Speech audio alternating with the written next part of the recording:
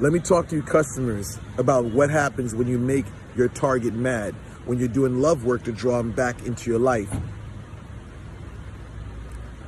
When you make your targets mad, you make them upset, it becomes very difficult to know what's going on with them.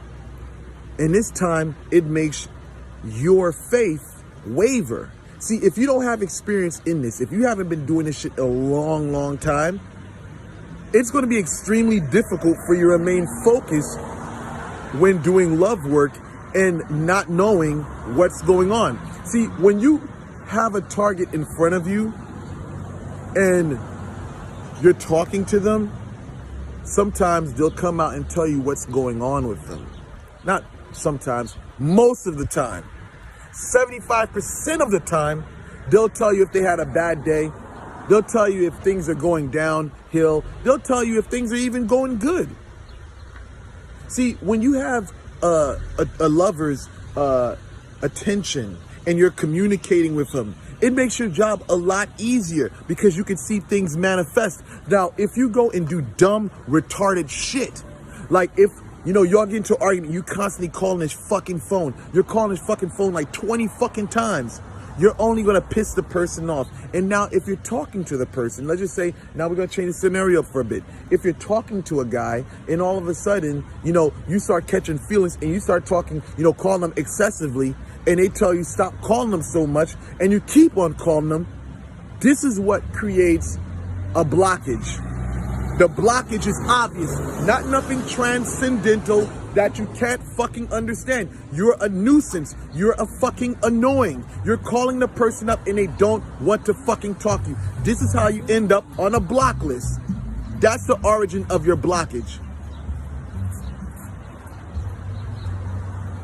There's a lot of people out here that look for supernatural reasons behind the fuckery that they bring upon themselves.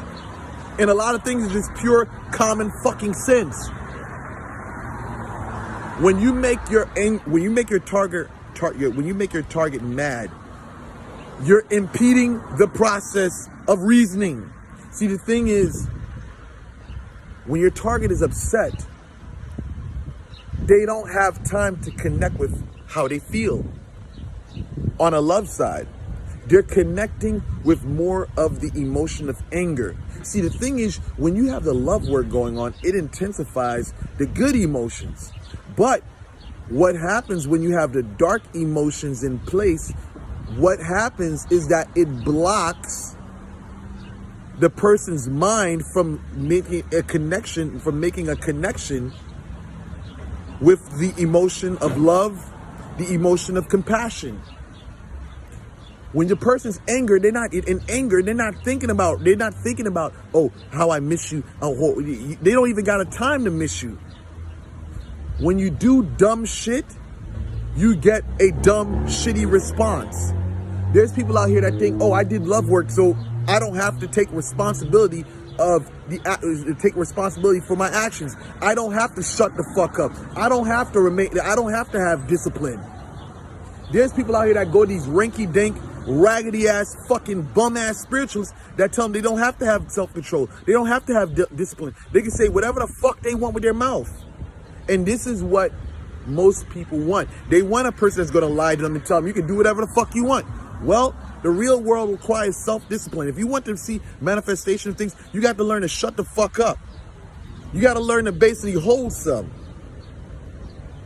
Let me tell you something. You know what? I'm not even going to use the example that I was about to use because I know a lot of people are emotionally weak and they can't take the fire that I bring.